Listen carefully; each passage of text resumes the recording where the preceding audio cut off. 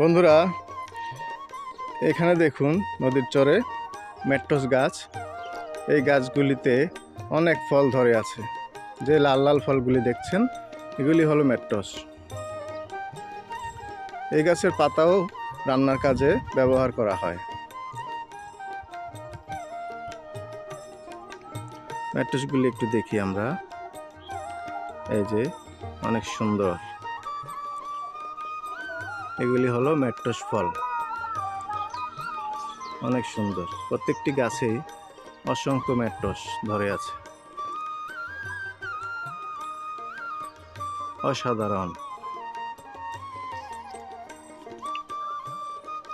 আর এই যে পাতাগুলি দেখছেন, এই পাতাগুলিও রান্নার কাজে লাগে।